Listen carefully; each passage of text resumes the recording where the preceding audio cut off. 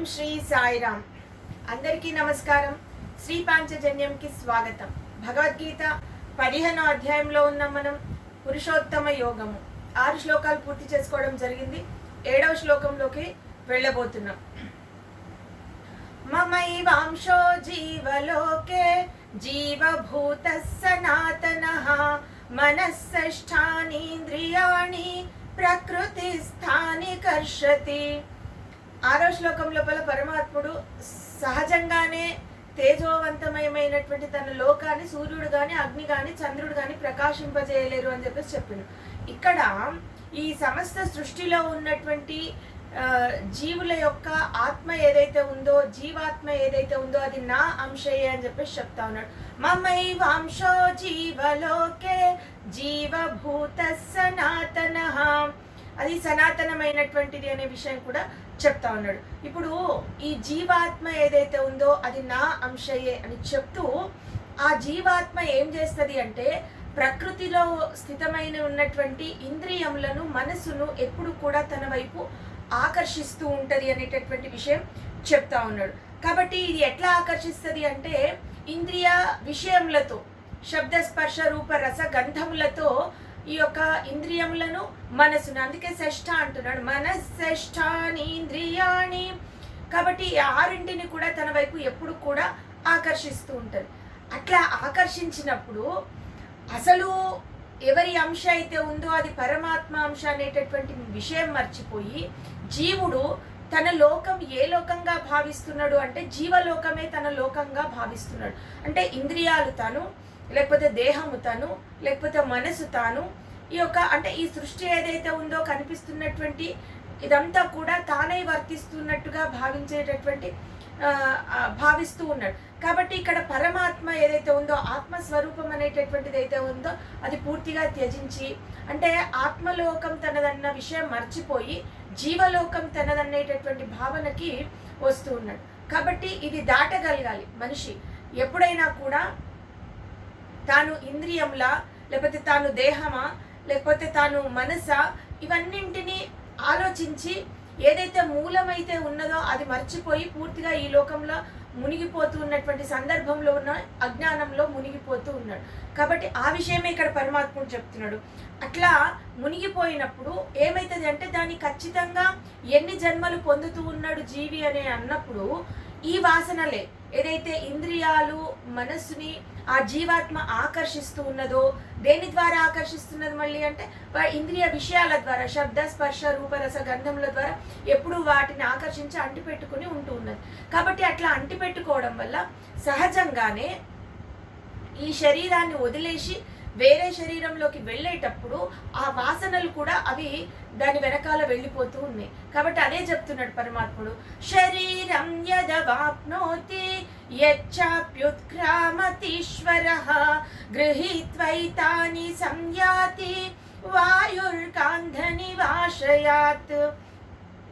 జీవి ఒక దేహాన్ని వదిలేసి ఇంకొక దేహంలోకి వెళ్ళేటప్పుడు ఈ ఇంద్రియములని, మనసుని తన ద్వారా తన వెంటనే తీసుకొని వెళ్తూ ఉన్నాడు అనేటటువంటి భావన. కాబట్టి ఇప్పుడు అది ఒక ఉపమానం చెప్తున్నాడు. ఏం చెప్తున్నాడు అంటే, ఏ విధంగా అంటే గృహీత్వైతాని సంయాతి వాయుర్గాంధని వాషయాత్. ఇప్పుడు గంధపు స్థానం ఏదైతే ఉందో ఆ స్థానం నుంచి ఆ వాయువు ఆ యొక్క వాసనలని తీసుకొని పోతుంది. అది ఏ వాసనన్నా ఉండదు, మంచి వాసనైనా తీసుకపోతుంది, లేకపోతే చెడ్డ వాసనైనా తీసుకుపోతుంది. ఇక్కడ ఎలాంటి ఏమంటారు పార్షాలిటీ అంటే ఆ పక్షపాత బుద్ధి అనేటటువంటిది ఉండదు. వాయువు ఎప్పుడైనా కూడా తన వృత్తి అది. వాయువు ఎప్పుడు కూడా గంధంని మోస్తూ ఉంటుంది.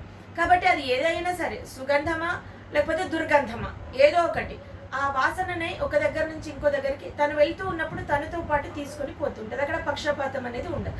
అట్లా జీవి ఈ యొక్క జీవాత్మ ఎప్పుడైతే ఈ యొక్క ప్రకృతిలో స్థితమైనటువంటి ఇంద్రియాలను, మనసుని ఆకర్షిస్తుందో తన వైపుకి, వాటి వాసనలు ఎట్లా ఉంటాయో అదే విధంగా దాని పరిణామం అనేదే మళ్ళీ వచ్చేటటువంటి జన్మకి, మళ్ళీ వచ్చేటటువంటి శరీరంకి తీసుకొని పోతూ ఉన్నట్టుగా కనిపిస్తుంది. కాబట్టి ఇక్కడ ఇంకొక మాట ఏం అర్థం చేసుకోవాలంటే, యచ్చాప్యుత్క్రామతీశ్వరః, నిజానికి ఇంద్రియంలకు కానీ మనసుకి కానీ ఈ జీవాత్మ ఏదైతే ఉందో ఈశ్వరః అంటే దానికి ప్రభువు తాను.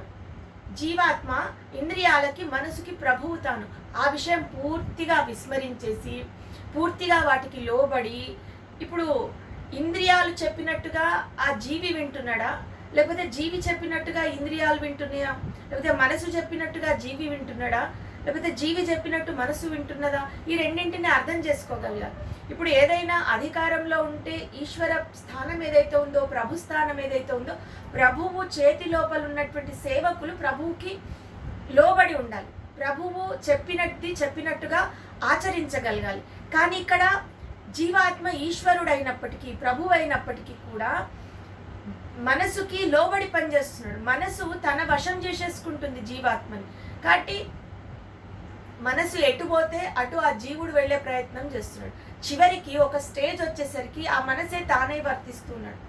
అట్లా ఇంద్రియాలు ఏం చెప్తే అది ఆ జీవుడు నిర్వర్తిస్తూ ఉన్నాడు. కాబట్టి ఏది చూడాలంటే అది, ఏది వినాలంటే అది, ఏది తినాలంటే అది ఇంద్రియాలకు సంబంధించినటువంటి విషయాలు ఏవైతే ఉన్నాయో అవి ఏది కోరుకుంటే అది ఆ జీవుడు నిర్వర్తిస్తూ ఉన్నాడు. కాబట్టి ఇది ఎట్లాంటి స్టేజ్ అంటే పూర్తిగా ప్రకృతికి బానిస అయినటువంటి స్థితిగా కనిపిస్తూ ఉన్నది. కాబట్టి ఈశ్వరతత్వం మర్చిపోయి తన నియంత్రణలో అంటే తన ఆధీనంలో ఉండాల్సినటువంటి ఇంద్రియాలు, తన ఆధీనంలో ఉండాల్సినటువంటి మనసు తన పైన పెత్తనం చెలాయిస్తుంటే అవి ఏ విధంగా చెప్తుంటే అలా వినేటటువంటి స్థితిలోకి జీవుడు వెళ్ళిపోతూ ఉన్నాడు. కాబట్టి ఆటోమేటిక్గా ఆ ఫలితం ఏదైతే ఉందో అది పూర్తిగా అల్లుకొని పోతుంది.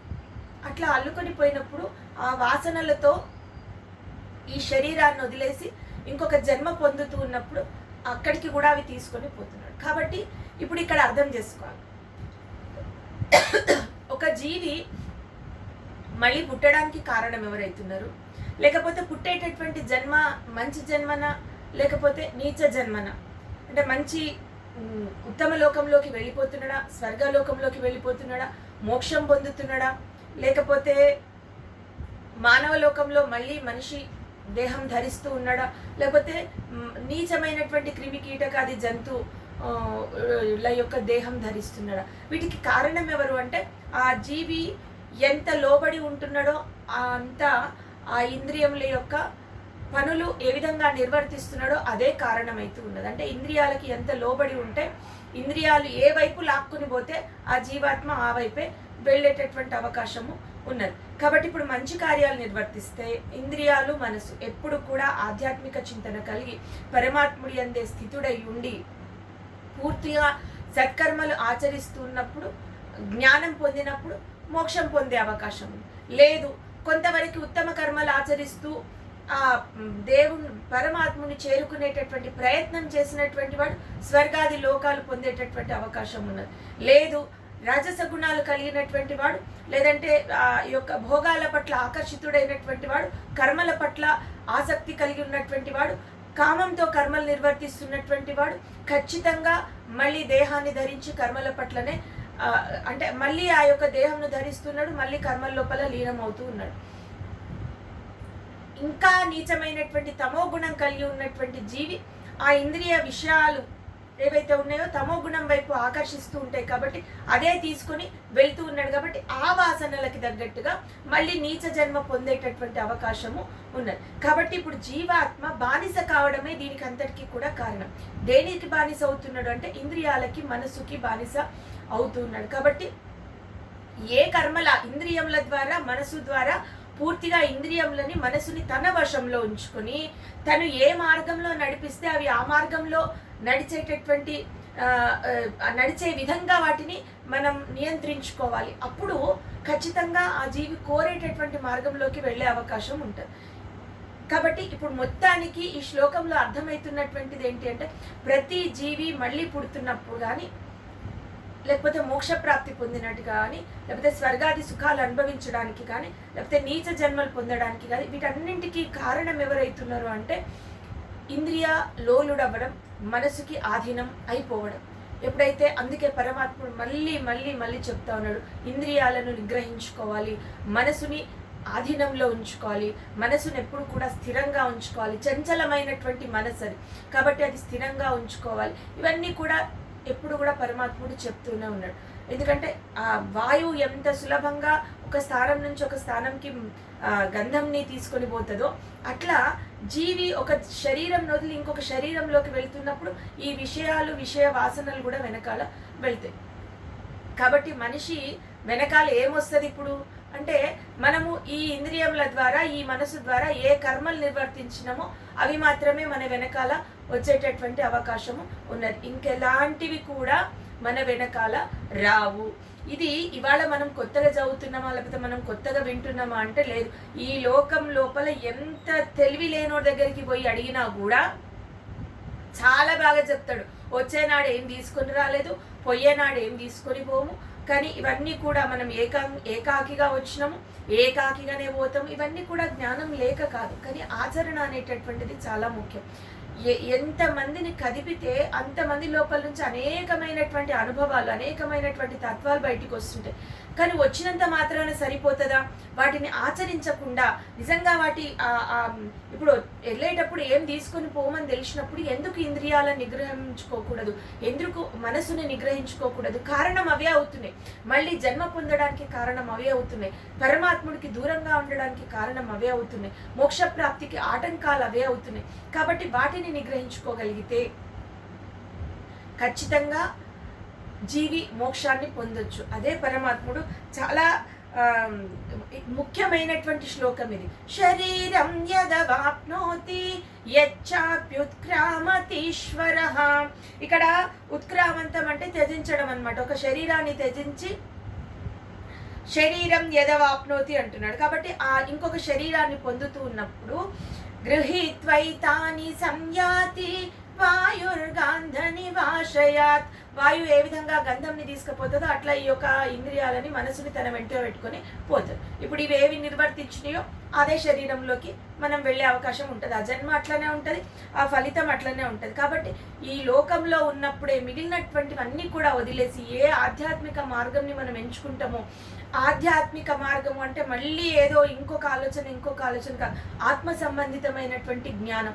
కాబట్టి నేనేంటి అనేటటువంటి ఒక ఊహ కలిగి ఎరుకతో పని చేయగలిగితే, మనం ఏ క్షణంలో ఏ పని నిర్వర్తిస్తున్నాం అన్నప్పుడు దాని మీద దృష్టి పెట్టి, ఇప్పుడు ఈ జన్మకి కారణం ఏంటి, ఈ జీవితం లోపల కర్మలు ఏ విధంగా ఆచరించాలి, తర్వాత కర్మలని పూర్తిగా నిష్కామ కర్మయోగంలోకి వెళ్ళగలగాలి. మొదట్లో కోరికలతో కర్మలు ఆచరించడం, ఆసక్తితో కర్మలు ఆచరిస్తూ ఉంటారు. ఒక స్టేజ్ వచ్చిన తర్వాత పూర్తిగా అది వదిలేయగలగాలి.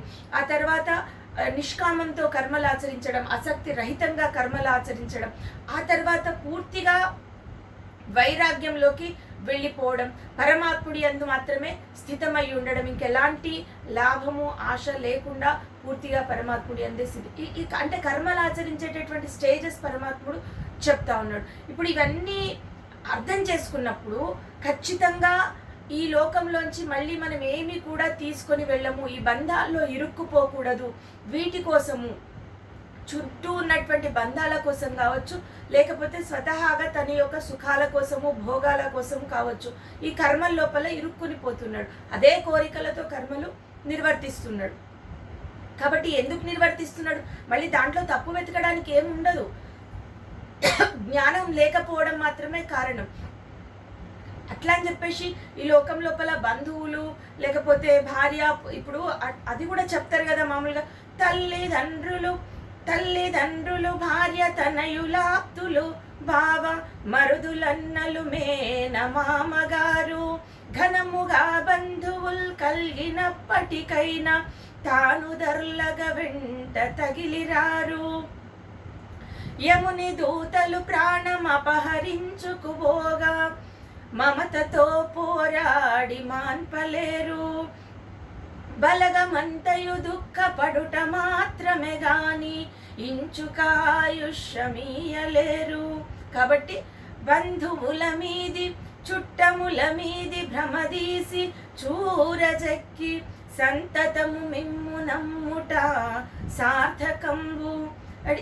ఇవన్నీ కూడా ఏది మన వెంటరాదని తెలుసు, అయినా కూడా ఆ బంధాల్లో ఇరుక్కుపోవడం అనేటటువంటిది జరుగుతున్నది. అలా అని చెప్పేసి కర్మలని నిర్వర్తించొద్దు అని పరమాత్ముడు ఎక్కడ కూడా చెప్పలేదు. ఏదైతే స్టేజెస్ ఉన్నాయో ఖచ్చితంగా బ్రహ్మచర్యం కావచ్చు, గృహస్థాశ్రమం కావచ్చు, వానప్రస్థం కావచ్చు, తర్వాత సన్యాసం కావచ్చు, ఇవి ఒక్కొక్కటి ఆ స్టెప్ అనేటటువంటిది దాటుతుండాలి. కొన్ని బాధ్యతలు ఉన్నాయి, ఆ బాధ్యతలు నిర్వర్తించుకుంటున్నాయి. ఏ రోజు కర్మని ఆచరించకుండా ఉండమని చెప్పలేదు, కానీ అక్కడే ఇరుక్కుని పోవద్దు, అక్కడే నలిగిపోవద్దు, దాన్ని దాటాలి. పరమ లక్ష్యం ఒకటి ఉన్నది అనేటటువంటి భావన ఎప్పుడు కూడా మర్చిపోకూడదు అనేటటువంటి విషయం స్పష్టంగా అర్థం చేసుకోవాలి.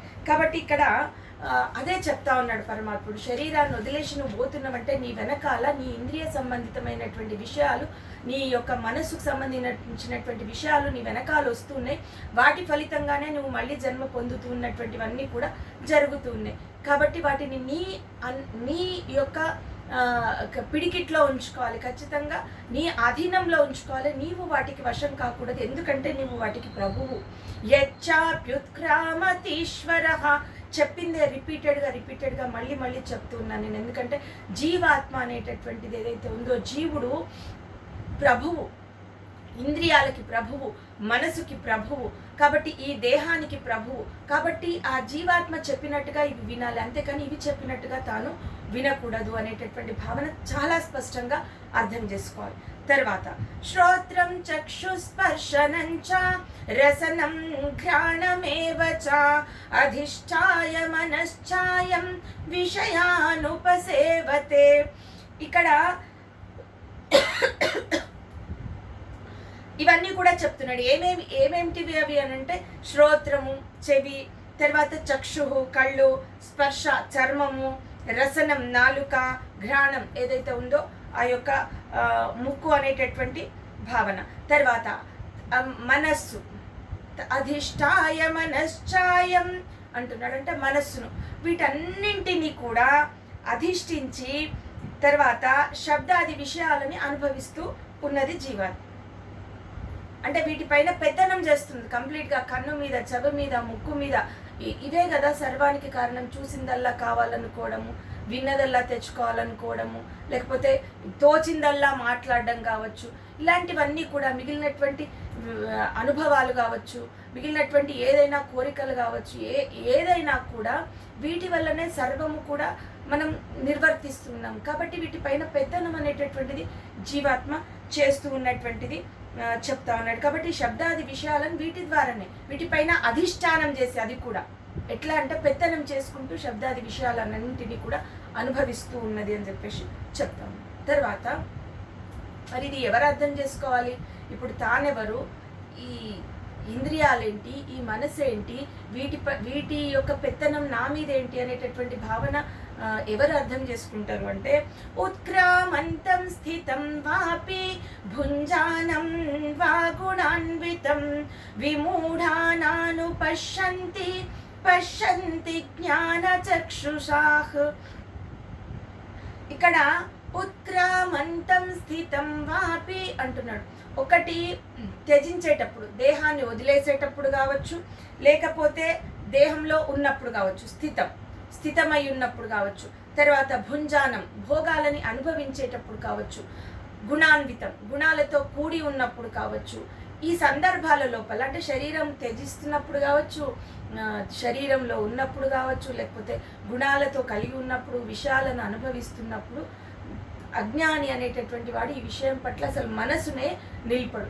అంటే ఆత్మ విషయం పూర్తిగా మర్చిపోయి తాను జీవాత్మకి బందీ అయిపోయి ఇంద్రియ విషయాలకి లోబడి అవి ఎట్లా చెప్తే అట్లా, ఏది కోరుకుంటే అది, ఎటు దారి చూపిస్తే అటు చంచలమైనటువంటి మనసు ఎక్కడికి తీసుకపోతే అక్కడికి పోయేటటువంటి ప్రయత్నం చేస్తున్నాడు. కాబట్టి ఇక్కడ పరమాత్ముడు ఏం చెప్తున్నాడంటే, ఈ సందర్భాల లోపల దేహం వదిలేస్తున్నప్పుడు, దేహంలో ఉన్నప్పుడు, భోగాలు అనుభవిస్తున్నప్పుడు, గుణాలతో కూడి ఉన్నప్పుడు విమూఢానాను పశ్యంతి జ్ఞానచక్షుషః అంటున్నాడు. వాటిని అజ్ఞానులు తెలుసుకోలేరు, కానీ జ్ఞానులు అర్థం చేసుకోగలుగుతారు. వాళ్ళ ప్రయత్నం ద్వారా, పురుష ప్రయత్నం ద్వారా వాళ్ళు ఆ యొక్క ఆత్మ స్థితిని అర్థం చేసుకోగలుగుతారు అని చెప్పేసి చెప్తా ఉన్నాడు. అంటే స్వస్వరూపం ఏదైతే ఉందో, నిజంగా తన రూపం ఏది, తన స్థానం ఏది, ఆత్మరూపమా లేకపోతే జీవాత్మనా అనేటటువంటి విషయం అర్థం చేసుకుంటాడు అని చెప్పేసి చెప్తా ఉన్నాడు. అయితే యతంతో యోగినశ్చైనం పశ్యంత్యాత్మన్యవస్థితం యతంతోప్యకృతాత్మానో నయనం పశ్యంత్య చేతసః. ఇప్పుడు ఒకటి ప్రయత్నం ద్వారా, రెండు అంతఃకరణ శుద్ధి ద్వారా. ఈ రెండు కూడా ఇంపార్టెంట్. యతంతో అంటున్నాడు, ప్రయత్నపూర్వకంగా అంతఃకరణ శుద్ధి కలిగి, అంటే చిత్తశుద్ధి కలిగి యోగి అనేటటువంటి వాడు ఈ యొక్క విషయాన్ని అర్థం చేసుకుంటాడు. దేని అర్థం చేసుకుంటాడంటే పశ్యంత్యాత్మన్యవస్థితం, ఆత్మస్థితిని అర్థం చేసుకుంటాడు. కానీ ఇప్పుడు అంతఃకరణ శుద్ధి లేనటువంటి వాడు, చిత్తశుద్ధి లేనటువంటి వాడు యతంతోప్యకృతాత్మానో నయనం పశ్యంత్య చేతసః, అకృతాత్మాన అంటున్నాడు. అంటే ఈ యొక్క అంతఃకరణ శుద్ధి లేనటువంటి వాడు ఇది అర్థం చేసుకోలేడు. ఎందుకు అర్థం చేసుకోలేడు అంటే, ముందుగా చిత్తశుద్ధి లేనటువంటి వాడు పరమాత్ముని పొందేటటువంటి అవకాశం లేదు. చాలామంది జ్ఞానం అంటే ఈ బాహ్యమైనటువంటి జ్ఞానం కలిగి ఏదో పరమాత్ముని గురించి తెలుసుకోవాలి అంటే అది కుదరదు. ఆత్మస్థితిని పొందాలి అనే ప్రయత్నం చేసినా కూడా అది కుదరదు. ముందు ఏదైతే ఎంటీ స్పేస్ ఉంటుందో అక్కడే ఏదైనా నింపగలుగుతాం. కాబట్టి ఇక్కడ పరమాత్ముడు చిత్తశుద్ధి లేనప్పుడు, అది మాలిన్యంతో కూడుకున్నప్పుడు ఆత్మస్థితిని పొందేటటువంటి అవకాశమే లేదు, ఆత్మను గురించి అర్థం చేసుకునే అవకాశమే లేదు. అట్లాగే వేషధారణ వేసేసుకొని లేకపోతే బాహ్యమైనటువంటి ఒక రూపం వేసుకొని నేను ఆత్మస్థితిని పొందినా అని చెప్తే అది కూడా కుదరదు. కాబట్టి అంతఃకరణ చిత్తశుద్ధి లేనటువంటి వాడికి ప్రయత్నం పూర్వకంగా పరమాత్మను చేరుకోవాలనేటటువంటి తపన లేనటువంటి వాడికి ఇవేవి కూడా కుదరవు అని చెప్పేసి చెప్తా ఉన్నాడు. కాబట్టి ఖచ్చితంగా పరమాత్ముడి యొక్క అంటే ఆత్మని అర్థం చేసుకోవాలి, స్వస్వరూపాన్ని తెలుసుకోవాలి అంటే ముందు రెండు విషయాలు చెప్తా ఉన్నాడు. ఒకటి ప్రయత్నం చాలా ముఖ్యం. ఈ ప్రయత్నం లోపల పార్ట్సే ఇవన్నీ కూడా, ఇంద్రియాలను వశం చేసుకోవడం, మనస్సుని స్థిరపరచుకోవడం, వాటిని మన అధీనంలో తీసుకోవడం, ఇదంతా కూడా ప్రయత్నం. తర్వాత మనసు అనేటటువంటిది ఎప్పుడు కూడా నిష్కల్మషంగా నిర్మలంగా పరమాత్ముడి అందే స్థితమై ఉండాలి. ఈ రెండింటి వల్ల పరమాత్ముడిని జ్ఞాని అయినటువంటి వాడు తెలుసుకోగలుగుతున్నాడు, మిగిలినటువంటి వాడు తెలుసుకోలేకపోతున్నాడు అని చెప్పేసి చెప్తున్నాడు. నయనం పశ్యంత్య చేతసః అంటున్నాడు. కాబట్టి చూడలేడు, ఆ యొక్క ఆత్మస్థితిని, తన యొక్క స్వరూపాన్ని చూడలేడు అనేటటువంటి భావన. తర్వాత యదాదిత్యగతం తేజో జగద్భాసయతేఖిలం యచ్చంద్రమపి యచ్చాగ్నౌ తత్తేజో విద్ధి మామకం. ఇప్పుడు ఇక్కడ మళ్ళీ ఒక మాట ఏం చెప్తున్నాడు, యదాదిత్యగతం తేజో జగద్భాసయతేఖిలం. సూర్యుడు సమస్త జగత్తుకి ప్రకాశాన్ని ఇస్తూ ఉన్నాడు. తర్వాత యచ్చంద్రమపి యచ్చాగ్నౌ తత్తేజో విద్ధి మామకం. చంద్రుడి యొక్క తేజస్సు, అగ్ని యొక్క తేజస్సు, ఇవన్నీ కూడా నా వల్లనే పొందుతూ ఉన్నారు అనేటటువంటి భావనగా చెప్తా ఉన్నాడు. కాబట్టి సూర్యుడి నందు ఉన్నటువంటి తేజస్సు, చంద్రుడిని ఉన్నటువంటి కాంతి, అగ్నిలో ఉన్నటువంటి ప్రకాశం అన్నీ కూడా నా వల్లనే పొందుతూ ఉన్నారు. తత్తేజో విద్ధి మామకం, అది నా తేజస్సే అని పరమాత్ముడు చెప్తా ఉన్నాడు. ఇంతకు ముందు కూడా మనం ఆ విషయం చదివినాం మనం. కాబట్టి ఆత్మ, బుద్ధి, నేత్రము, సూర్యచంద్రులు, తర్వాత ప్రకాశం, ఈ యొక్క అది అర్థమైతే ఇక్కడ కూడా మనకి అర్థమవుతుంది. అంటే పురుషోత్తమ యోగంలో మొదటి పాటలో ఏదైతే మనం తెలుసుకున్నామో అదే ఇక్కడ పరమాత్ముడు చెప్తా ఉన్నాడు. తర్వాత గామావిశ్య చ భూతాని ధారయామ్యహమోజసా పుష్ణామి చౌషధి సర్వా సోమో భూత్వా రసాత్మకః. గామా అంటే ఇప్పుడు గామా విశ్వచ భూతాన్ని అంటే గామా విశ్వ అంటే భూమిలో ప్రవేశించి సకల భూతములని నేనే నా యొక్క శక్తి ద్వారా, అంటే ఓజస అంటున్నాడు. కాబట్టి నా శక్తి ద్వారా ఈ యొక్క సకల భూతములను నేనే ధరించి పోషిస్తున్నా అనేటటువంటి మాట చెప్తా ఉన్నాడు. అట్లాగే పుష్ణామి చౌషధి సర్వ, ఔషధులన్నింటికి కూడా వృద్ధిని నేనే ఇస్తున్నా అని చెప్పేసి చెప్తా ఉన్నాడు. అంటే వాటికి శక్తిని నేనే ఇస్తున్నా, వాటికి పుష్టిని నేనే కలుగజేస్తున్నా. ఏ రూపంలో అంటే చంద్రుడనే. సోమో భూత్వా రసాత్మకః. కాబట్టి అంటే ఇక్కడ రసాత్మకమైన అని చెప్పేసి చెప్తున్నాడు. అంటే రసస్వరూపుడనైనటువంటి నేను ఈ యొక్క ఔషధులకన్నింటికి కూడా పుష్టినిస్తున్నా అని చెప్పేసి చెప్తా ఉన్నాడు. ఇప్పుడు చంద్రుడు అమృత ప్రాయుడు అని చెప్పేసి చెప్తారు, అంటే అమృతమయుడు అని చెప్తారు. కాబట్టి రసస్వరూపుడనై నేనే వాటికి పుష్టిని ఇస్తున్నా అని చెప్తున్నాడు. ఇప్పుడు సస్యములు, ఔషధులు అంటే ఔషధములు అంటే ఈ యొక్క సస్యములు అనేటటువంటి భావనగా తీసుకోవచ్చు.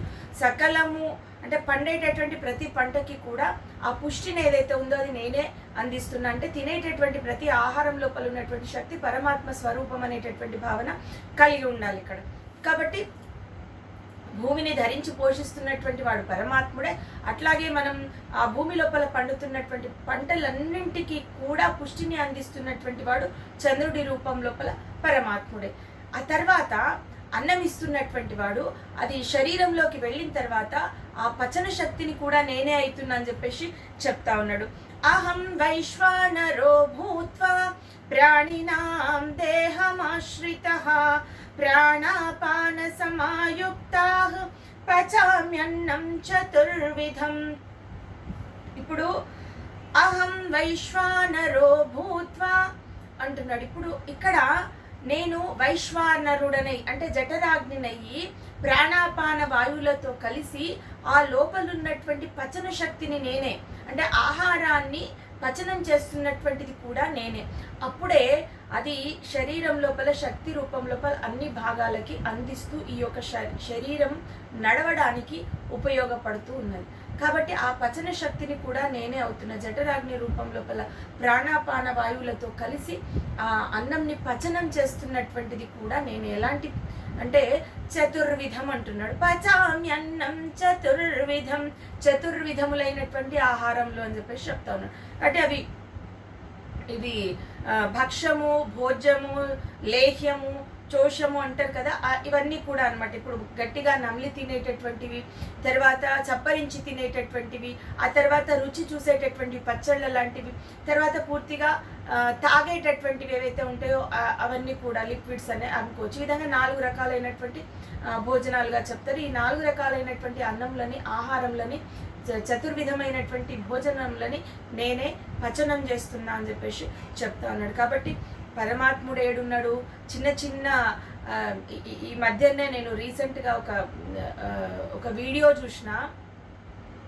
ఒక మహామేధావి అంటే సొసైటీ మేధావిగా భావించేటటువంటి ఒక వ్యక్తి దేవుడు సందర్భం వచ్చినప్పుడు అంటే మనిషి చాలామంది చెప్తూ ఉంటారంటే పరమాత్ముడు సర్వభూతములలో వర్తిస్తున్నాడు కాబట్టి సర్వభూతముల పైన దయ కలిగి ఉండడం అనేటటువంటిది మంచి విషయం. అదే పరమాత్ముడికి ఇష్టం. అంటే మానవ సేవే మాధవ సేవ అని చెప్పడం జరిగింది. పరమాత్ముడు నా సేవ ప్రత్యేకంగా చేయక్కర్లేదు, సర్వభూతములకి మేలు చేయండి అని చెప్పేసి చెప్పడం జరిగింది. ఆ విషయం చెప్తూనే పరమాత్ముడి గురించి వచ్చేసరికి దేవుడు ఉన్నాడా అంటే దేవుడు ఎక్కడున్నాడు? దేవుడు లేడు. దేవుడు ఉంటే చిన్న చిన్న విషయాలని, అంటే ఒక మనిషికి ఏదైనా అన్యాయం జరుగుతుంటే చూసి ఒక సాధారణ జీవి ఎదురుగా ఉన్నటువంటి వాడు తట్టుకోలేడు కదా, ఏదో రకంగా అది ఆపే ప్రయత్నం చేస్తాడు కదా. మరి సృష్టి లోపల ఎన్నో ఘోరాలు జరుగుతున్నాయి, అవన్నింటినీ చూస్తూ ఆయన ఉన్నాడు. అంటే ఒక చిన్న పాప, అంటే ఉదాహరణలతో సహా చెప్తున్నాడు. ఈ మధ్యకాలంలో జరిగిన కొన్ని ఇన్సిడెంట్స్ తీసుకొని ఒక అమ్మాయి రేప్ కేసు కావచ్చు, ఒక పసిపిల్ల విషయం కావచ్చు, ఇవన్నీ దృష్టిలో అంటే ఇవన్నీ ముందలు పెట్టి మరి ఇవన్నీ జరుగుతున్నప్పుడు ఆయన చూస్తూ ఉన్నాడు. ఏమో ఆపలేకపోయిందంటే ఆయన ఉన్నాడు ఎట్లా? అంటే ఇంత మూర్ఖపు ఆలోచనలు కలిగి ఉండేటటువంటి వాళ్ళు లోకం లోపల ఉంటారు. కానీ నిజంగా ఒక్క క్షణం అంటే సైన్స్ ఎంత డెవలప్ అయినా కూడా దానికి ఒక శక్తి అనేటటువంటిది అవసరం అనేటటువంటి వివేకం లేనటువంటి వాడిని ఏమీ చేయలేం. కాబట్టి అంటే ఇప్పుడు రాళ్ళు తింటే రాళ్ళు అరిగించుకోవాలని చెప్పేసి చెప్తా ఉంటాం. కానీ తినే ఆహారం మామూలు ఆహారమైనా ఒక్క క్షణం అది వికటిస్తే పరిస్థితులన్నీ తలక్రిందులైపోతుంది. అప్పుడు రాళ్ళు కాదు కదా, నీళ్ళు అరగవు. ఆ విషయం అర్థం చేసుకోకుండా ఎన్నో రకాలైనటువంటి ప్రశ్నలు సమాజంలో పుడుతూనే ఉంటాయి. ఒక్కొక్కసారి అంటే అటు ఇటు ఉన్నప్పుడు నిజమా అనేటటువంటి ఒక ఆలోచన కూడా, అంటే ఎంత దైవాన్ని నమ్మేటటువంటి వాడికైనా అంత టర్న్ అయ్యేటటువంటి అవకాశాలు ఉంటాయి. కాబట్టి అది ప్రతిసారి కూడా ఈ శక్తిని గుర్తించగలగాలి. పరమాత్ముడి యొక్క శక్తి ఎక్కడున్నది అంటే ఎక్కడ లేదు. సైన్స్ చెప్తా ఉంది, ఒక పసిబిడ్డ పుట్టుకకి కారణము ఎన్నో రకాలుగా వైలు క్రోమోజోమ్లు ఎన్నో చెప్పొచ్చు. కానీ ఆ లోపల ఉన్నటువంటి ఆ జీవి 9 నెలల గర్భంలో ఉన్నటువంటి జీవికి ఆ యొక్క ప్రాణశక్తి ఏదైతే ఉందో ఒక్క సెకండ్ ఆగిపోతే ఆ జీవి పుట్టుక అనేటటువంటిది జరగదు. కాబట్టి సైన్స్ పరంగా ఎంత ఎదుగుదల ఉన్నా ఆ శక్తి అనేటటువంటిది ఒకటి ఉందనేటటువంటి భావన అర్థం చేసుకున్నప్పుడు సర్వానికి మేమే కారణం అనేటటువంటి అహంకారం కలిగి ఉండడం అనేటటువంటిదే అజ్ఞానం. ఇక్కడ పరమాత్ముడు ఎంత క్లియర్గా చెప్తున్నాడంటే, నీవు తినే ఆహారాన్ని శక్తినై నేను జఠరాగ్నినై ప్రాణాపాన వాయువులతో కలిపి నేను జీర్ణం చేస్తున్నా అని చెప్పేసి చెప్తా ఉన్నాడు. కాబట్టి అలాంటి ఆహారం అంటే ఖచ్చితంగా మళ్ళీ సామాజిక విషయాలకి ఇది లింక్ అయి ఉంటుంది. కాబట్టి పరమాత్మ ఇప్పుడు అర్థం చేసుకోవాలి. ఇప్పుడు ఇది ఎవరి ఆహారం అంటే మనం తినేటటువంటి ఆహారం శక్తి పచనమవుతున్నది ఎవరి శక్తి వల్ల అంటే పరమాత్ముడి శక్తి వల్ల. మరి అలాంటి పరమాత్ముని కష్టపెట్టడం అవసరమా? కాదు. అంటే సాధారణంగా భక్తి కలిగినటువంటి వాడిని, పరమాత్ముని పూర్తిగా నమ్మినటువంటి వాడికి, లేకపోతే పరమాత్ముడు నాలో ఉన్నటువంటి ఆహారం జీర్ణం కావడానికి కారకుడు అని గట్టిగా నమ్మినటువంటి వాడికి ఒక ప్రశ్న పుడుతుంది. కఠినమైనటువంటి ఆహారం తిని ఆ పరమాత్ముని ఇబ్బంది పెట్టడం అవసరం, ఎందుకంటే అరిగిస్తున్నటువంటిది ఆయన యొక్క శక్తి. కాబట్టి అది ఒకటి. రెండవది, నిజంగా పరమాత్ముడు చెప్పినటువంటి ఏదైతే ఉచితమైనటువంటి ఆహారం ఉన్నదో అంటే సాత్వికమైనటువంటి ఆహారం భుజించాలనేటటువంటి తపన ఒకటి వస్తుంది. తర్వాత ముఖ్యంగా తినేటటువంటి ఆహారం ఎప్పుడు కూడా న్యాయార్జితమై ఉండాలి. ఎందుకంటే పరమాత్ముడికి నైవేద్యం అది. ఇక్కడ ఉన్నటువంటి ఆత్మ లోపల ఉన్నటువంటి ఈ యొక్క పచన శక్తి పరమాత్మని అయినప్పుడు ఆయనకి పెట్టేటటువంటి ఆహారం ఏదైతే ఉందో అది అన్యాయంగా అక్రమంగా ఆర్జించి తిన్నటువంటి ఆహారము అనేటటువంటిది పరమాత్ముడికి ఎట్లా పెట్టగలుగుతాము? కాబట్టి అది కూడా న్యాయార్జితమై ఉండాలి. ఇప్పుడు ఇన్ని గుణాలు వచ్చేస్తాయి ఆటోమేటిక్గా. ఇక్కడ దైవాన్ని నమ్ముకుంటే జీవన విధానం లోపల ఎన్ని విలువలు నేర్చుకోవచ్చు.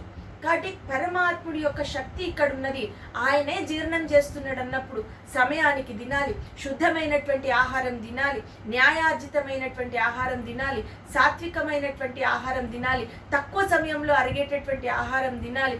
తర్వాత ముఖ్యంగా తక్కువ ఆహారం తినాలి, మిత ఆహారం తినాలి, అమితమైనటువంటి ఆహారం ఇన్ని వచ్చేస్తాయి ఆటోమేటిక్గా. ఎందుకంటే ఆ శక్తి అనేది పరమాత్ముని ఇబ్బంది పెట్టకూడదు కదా అనేటటువంటి భావన వచ్చేస్తుంది కదా. కాబట్టి ఇవన్నీ కూడా ప్రతి విషయం కూడా ఇట్లా మన జీవన విధానం లోపల ఎన్నో మార్పులు వచ్చేటటువంటి అవకాశం అనేది ఉంటుంది. కాబట్టి మూర్ఖంగా ఆలోచించి మూర్ఖపు వాదనలు ఎంతనన్నా చేయొచ్చు. 1,00,000 ప్రశ్నలు పుట్టుకొని వస్తూ ఉంటాయి. కానీ పరమాత్ముని నమ్మగలిగితే ఒక తృప్తి, ఒక ఆత్మానందం అది అనుభవించిన వాడికే అర్థమవుతుంది, కానీ అందరికీ అర్థమయ్యేటటువంటి అవకాశమే లేదు. అట్లా అని చెప్పేసి అందరూ అజ్ఞానులు అని చెప్పలేము. ఇహపరమైనటువంటి జ్ఞానం చాలా కలిగి ఉంటారు, లౌకికమైనటువంటి జ్ఞానాలు ఎన్నో కలిగి ఉన్నా కూడా ఆత్మతత్వం అర్థం చేసుకున్నప్పుడు, ఆధ్యాత్మిక జ్ఞానం లేనప్పుడు అది శూన్యమని పరమాత్ముడు అందుకే చెప్పింది. కాబట్టి ఆ దైవ శక్తిని గుర్తించగలగాలి అనేది మళ్ళీ మళ్ళీ మళ్ళీ పరమాత్ముడు గుర్తిస్తుడు. ఎందుకు ఇన్నిసార్లు నేను సూర్యుడికి వెలుగునిస్తున్నా, నేను చంద్రుడికి వెలుగునిస్తున్నా, నేను అగ్నికి కాంతినిస్తున్నా, నేను భూమి లోపల ఉండి ఈ యొక్క భూమిని ధరిస్తున్నా, పోషిస్తున్నా, ఆహారాన్నంతా ఇస్తున్నటువంటి పంటని నేనై ఉంటున్నా. ఎందుకు ఇదంతా చెప్తున్నాడంటే ఒక క్రమబద్ధమైనటువంటి జీవితం గడపడానికి, ఒక క్రమశిక్షణ కలిగి ఉండడానికి. కాబట్టి ప్రతి విషయంలో కూడా ఆ శక్తిని గుర్తించగలగాలి. అప్పుడు అహంకారం పోతుంది, మమకారం పోతుంది. ఇది సమస్త జీవులు ఒకటే అనేటటువంటి భావన కలిగి ఉంటుంది. కాబట్టి ఇవన్నీ కూడా సమస్త జీవుల లోపల ఆత్మ ఉన్నాడు అన్నప్పుడు ఎవరు తక్కువ కాదు, ఎవరు ఎక్కువ కాదు. సమస్త సృష్టికి మూల కారణం పరమాత్ముడు, బీజం పరమాత్ముడు, తండ్రి పరమాత్ముడు అన్నప్పుడు నీకు తండ్రి, నాకు తండ్రి, ఆయనకి తండ్రి, మూర్ఖుడికి తండ్రి, నీచుడికి తండ్రి, లేకపోతే అందరికీ కూడా ఈ లోకంలో ఉన్నటువంటి కేవలం మనిషికి కాదు సమస్త చరాచర జీవులన్నింటికి కూడా నేను తండ్రిని అని చెప్పిన ఆయన. కాబట్టి ఇప్పుడు ఇంకెక్కడ భేదం కనిపిస్తుంది అంటే అందరూ సమానమే అనేటటువంటి భావన ఏదైతే ఉందో ఇంతకు మించి ఇంకెవరు ఏం చెప్పగలుగుతారు? కాబట్టి భగవద్గీత అనేటటువంటిది అత్యద్భుతమైనటువంటి జీవన విధానానికి మార్గం చూపిస్తున్నది ప్రతి శ్లోకం లోపల కూడా. వాటి తర్వాత పరమాత్ముడు ఏం చెప్తున్నాడు అంటే, సర్వస్య చాహం హృది సన్నివిష్టో మత్త స్మృతిర్జ్ఞానమపోహనం చ వేదైశ్చ సర్వైరహమేవ వేద్యో వేదాంత కృద్వేద విదేవ చాహం. ఇక్కడ కూడా పరమాత్ముడు ఏం చెప్తున్నాడంటే, సకల హృదయాలలో కూడా, ఈ లోకంలో ఉన్న సర్వుల యొక్క హృదయాల లోపల కూడా నేనే ఉన్న అంతర్యామిగా, అంతరంగా ఉన్నా అని చెప్పి చెప్తున్నాడు. అంటే పరమాత్ముడు ఎక్కడ ఉన్నాడు, ఎక్కడో దూరంగా లేడు, నీకు చాలా దగ్గరగా, నీకు చేరువలోనే ఉన్నాడు. కానీ ఆయనను అర్థం చేసుకోకుండా, నీలో ఉన్నటువంటి ఆత్మని గుర్తించకుండా, జీవాత్మనే అంటే ఇంద్రియాలకి వశుడై, మనసుకి వశుడై అవే నేను అనుకునేటటువంటి పరిస్థితులు ఉన్నాయి. కాబట్టి పరమాత్ముడు ఎక్కడో లేను, ప్రతి జీవి యొక్క హృదయం లోపల అంతర్యామినై నేనే వర్తిస్తూ ఉన్నా అని చెప్పేసి చెప్తా ఉన్నాడు. తర్వాత మత్త స్మృతిర్జ్ఞానమపోహనంచ, ఆ జీవి యొక్క స్మృతిని నేనవుతున్నా, ఆ జీవి యొక్క జ్ఞానం నేనవుతున్నా, ఆ జీవి యొక్క అపోహను నేనవుతున్నా, తర్వాత ఆ జీవి యొక్క మరుపును కూడా నేనవుతున్నా అని చెప్పేసి చెప్తున్నాడు. అంటే స్మృతి, తర్వాత జ్ఞానము, తర్వాత అపోహనము అంటే సందేహం లేకుండా ఉండడం, అనుమానం లేకుండా అనుమాన నివృత్తిని నేను అవుతున్నా అని చెప్పేసి చెప్తా ఉన్నాడు. తర్వాత వేదైశ్చ సర్వైరహమేవ వేద్యో, ఇది పరమాత్ముడు చాలా స్పష్టంగా చెప్తున్నాడు. సకల వేదముల యొక్క సారము తెలుసుకుంటే, అంటే ఎన్నో 4 వేదాలు అనేటటువంటి పెద్ద మేరుపర్వత రాశిగా చెప్తారు. వేదాలు ఎట్లున్నాయంట అంటే ఒక పెద్ద పర్వత రాశి, మేరు పర్వతం అంతా ఎత్తు ఉన్నాయి ఈ యొక్క సనాతన ధర్మం లోపల వేదాలు. కాబట్టి అన్ని చదవడం అనేటటువంటిది అందరి వల్ల కాదు. వాటిని చాలా సంక్షిప్తంగా 4 శాఖలుగా విభజించి వ్యాస మహర్షి రాసిండని చెప్పి చెప్తారు. కాబట్టి ఇప్పుడు ఆ వేదాలు చదవడం పూర్తిగా అన్ని వేదాలు చదివినటువంటి వాళ్ళు ఇప్పటివరకు ఎవరు కూడా లేరని చెప్తారు.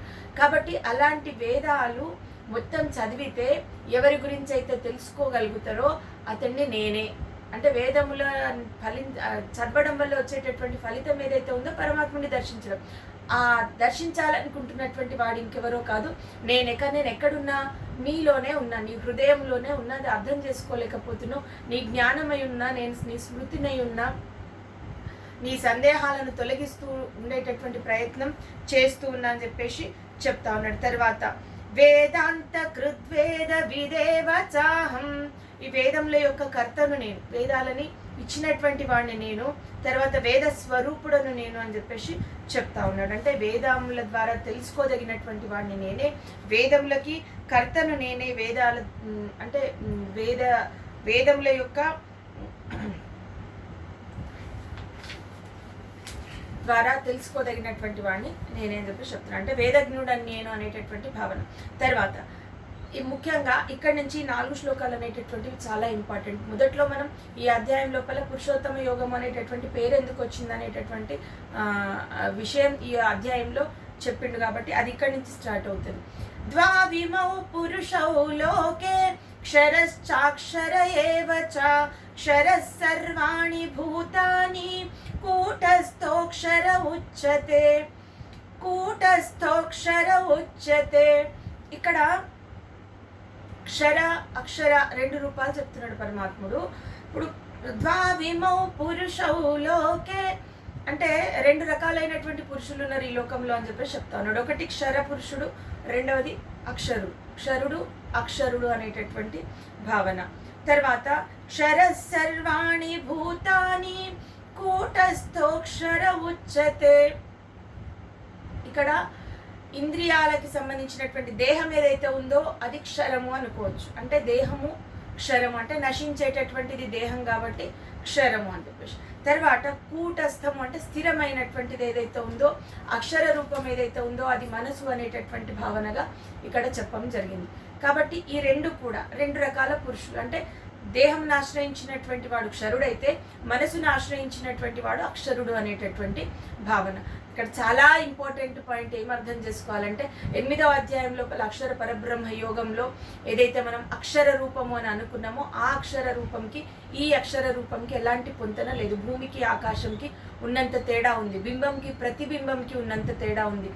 అది అక్కడ ఉన్నటువంటి అక్షర పరబ్రహ్మ స్వరూపం ఏదైతే ఉందో అది బింబం అయితే ఇది ప్రతిబింబం లాంటిది. కూటస్థోక్షర ఎందుకు చెప్పబడింది అంటే జీవి మళ్ళీ మళ్ళీ మళ్ళీ పుడుతూ ఉన్నాడు, మోక్ష ప్రాప్తి పొందే వరకు కూడా అది పుడుతూనే ఉన్నాడు. కాబట్టి ఇది అంతం లేకుండా ఈ పుట్టుకలు జరుగుతున్నాయి, జ్ఞానం పొందడం లేదు, అలాంటి అజ్ఞానులే ఎక్కువగా ఉన్నారు కాబట్టి అక్షరము అని చెప్పడం జరిగింది. అంటే కొంతవరకు మోక్షం పొందే వరకు వినాశనం లేనటువంటి జన్మ అనేటటువంటి భావన కలిగి ఉండాలి. వన్స్ మోక్షం పొందితే ఈ మళ్ళీ జన్మ అనేటటువంటిది ఉండదు. కాబట్టి మోక్షం ప్రాప్తి పొందే వరకు ఏదైతే శాశ్వతంగా చెప్పబడుతున్నదో ఆ జీవి అని చెప్పేసి చెప్పుకోవచ్చు. కాబట్టి మనసుని ఆశ్రయించినటువంటి వాడిని అక్షరుడని, దేహాన్ని ఆశ్రయించినటువంటి వాడిని క్షరుడు అనేటటువంటి భావనగా అర్థం చేసుకో. ఇలాంటి 2 రూపాలు ఉన్నాయి ఈ యొక్క లోకం లోపల అని చెప్పేసి చెప్తా ఉన్నాడు. తర్వాత ఉత్తమః పురుషస్త్వన్యః పరమాత్మేత్యుదాహృతః యో లోకత్రయమావిశ్య బిభర్త్యవ్యయ ఈశ్వరః. ఇప్పుడు ఈ 2 కూడా అక్షర పురుషుడు కానటువంటి ఇంకొక పురుషుడు ఉన్నాడు, అతడే పరమాత్ముడు, అతడే ఉత్తమ పురుషుడు అని చెప్పేసి చెప్తా ఉన్నాడు. యో లోకత్రయమావిశ్య, 3 లోకాల లోపల అతడి యొక్క శక్తి అనేటటువంటిది ఉంది అని చెప్పేసి పరమాత్ముడు చెప్తా ఉన్నాడు. కాబట్టి బిభర్త్యవ్యయ ఈశ్వర, 3 లోకాలని కూడా భరించి పోషిస్తున్నటువంటి వాడు, అందరికీ ఆధారమైనటువంటి వాడు అని చెప్పేసి అర్థం. కాబట్టి 3 లోకాల లోపల కూడా ప్రవేశించి అందరికీ కూడా ఆధారం కల్పిస్తున్నటువంటి వాడు అతడే ఉత్తమ పురుషుడు. ఇతడు దేహాన్ని ఆశ్రయించేవాడు కాదు, మనసుని ఆశ్రయించేటువంటి వాడు కాదు, కేవలము ఆత్మస్వరూపి అని అర్థం చేసుకోవాలి. తర్వాత యస్మాత్ క్షరమతీతోహం అక్షరాదపి చోత్తమ అతోస్మి లోకే వేదే చ ప్రతితః పురుషోత్తమ. ఇప్పుడు ఇప్పటిదాకా ఏదైతే చెప్పిండ్రో అది క్షరానికి అక్షరానికి అతీతమైనటువంటి వాడు. అక్షరాదపి చోత్తమ అతోస్మి లోకే వేదే చ, అంటే ఇప్పుడు క్షేత్ర పురుషుడు కాదు, లేకపోతే మనస్సుకి సంబంధించినటువంటి వాడు కూడా కాదు, కూటస్థుడు కూడా కాదు అనేటటువంటి భావన చెప్తూ ఇతడు అవ్యయమైనటువంటి వాడు, ప్రత్యేకంగా ఈ 2 కానటువంటి వాడు అనేటటువంటి భావన చెప్తూ అందుకే సమస్త లోకము వేదాలు అన్ని కూడా నన్ను పురుషోత్తముడు అని చెప్పిండు అని చెప్పేసి చెప్తా ఉన్నాడు. ఇప్పుడు అక్షర పురుషుడు క్షర పురుషుడు కానటువంటి వాడు, మళ్ళీ చెప్తున్నా నేను, ఇక్కడ అక్షరుడు అంటే అక్షర పరబ్రహ్మ స్వరూపం కాదు, ఇక్కడ మోక్ష ప్రాప్తి పొందే వరకు నిత్యము జన్మ పొందుతూనే ఉన్నాడు కాబట్టి అది నాశనం లేనట్టుగా మళ్ళీ మళ్ళీ జన్మ పొందుతూ ఉన్నాడు కాబట్టి మోక్షం వచ్చే వరకు దీనికి నాశనం లేదు అనేటటువంటి భావన అర్థం చేసుకోవాలి. అట్లా ఈ 2 కంటే పరమైనటువంటి వాడు పరమ పురుషుడు. ఆ యొక్క పురుషుణ్ణి లోకమంతా కూడా వేదాలన్నీ కూడా అందుకే పురుషోత్తముడు అని చెప్పేసి పిలుస్తూ ఉన్నారని చెప్పేసి చెప్తా ఉన్నాడు. తర్వాత యో మామేవమసమ్మూఢో జానాతి పురుషోత్తమం స సర్వవిద్ భజతి మాం సర్వభావేన భారత. ఇది అర్థం చేసుకున్నటువంటి వాడు పూర్తిగా ఈ యోగం లోపల ఏదైతే చెప్పబడిందో సంసారం ఎందుకు తలక్రిందులుగా ఉంది, అసలు పరమాత్ముడి యొక్క స్థితి ఏంటి, ఎందుకు ఆయనని ప్రత్యేకంగా పురుషోత్తముడు అని చెప్పేసి పిలవడం జరిగింది, ఇవన్నీ అర్థం చేసుకున్నటువంటి వాడు ఖచ్చితంగా జానాతి పురుషోత్తమం అంటే పురుషోత్తమం గురించి తెలుసుకున్నటువంటి వాడు. స సర్వవిద్ భజతి మాం సర్వభావేన భారత, ఖచ్చితంగా పరమాత్మ యందే మనసు నిలిపి సర్వ విధాలుగా పరమాత్మునే శరణు వేడుకుంటాడు అని చెప్పేసి చెప్తా ఉన్నాడు. ఇది గుహ్యతమం శాస్త్రం ఇదముక్తం మయా నఘా ఏతద్బుద్ధ్యా బుద్ధిమాన్ స్యాత్ కృతకృతశ్చ భారత.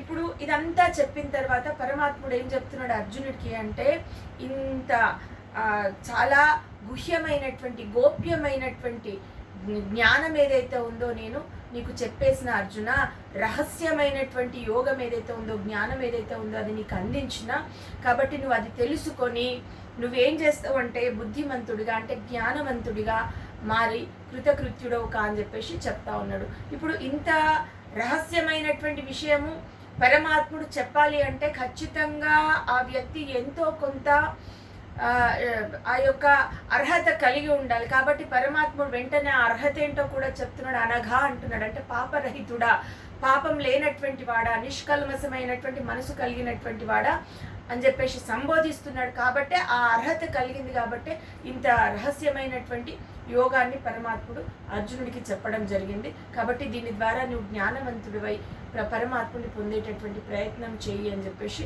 చెప్తా ఉన్నాడు. ఇది పురుషోత్తమ యోగానికి సంబంధించినటువంటి విషయం. తర్వాత దైవాసుర సంపద్ విభాగ యోగంలోకి వెళ్తాము. అక్కడ రాక్షస లక్షణాలేంటి, అంటే అసుర లక్షణాలేంటి, దైవీ లక్షణాలేంటి. ఇప్పుడు రాక్షసులు అంటే ఏ కూరలు కలిగి లేకపోతే ఇంకోటి కలిగి సినిమాల్లో చూపించినటువంటి భావన కాదు. ఈ లోకంలోనే రాక్షస గుణాలు కలిగి ఉన్నామా, రాక్షస ప్రవృత్తులు కలిగి ఉన్నామా, లేకపోతే దైవీ ప్రవృత్తులు కలిగి ఉన్నామా అనేటటువంటి భావన మనల్ని మనమే ప్రశ్నించుకోవచ్చు. అంటే ఆ జడ్జ్ మనమే చేసుకోవచ్చు, జడ్జ్మెంట్ మనమే ఇచ్చుకోవచ్చు. ఏంటి అంటే నా లోపల ఉన్నటువంటి గుణాలు రాక్షస గుణాల లేకపోతే మంచి గుణాల అనేటటువంటి భావన. కాబట్టి పరమాత్ముడు నెక్స్ట్ చెప్పేటటువంటి యోగం నెక్స్ట్ ఎపిసోడ్లో చూద్దాం. ఈ ఛానల్ కనుక మీకు నచ్చినట్లయితే లైక్ చేయండి, షేర్ చేయండి, సబ్స్క్రైబ్ చేయండి. ధన్యవాదములు.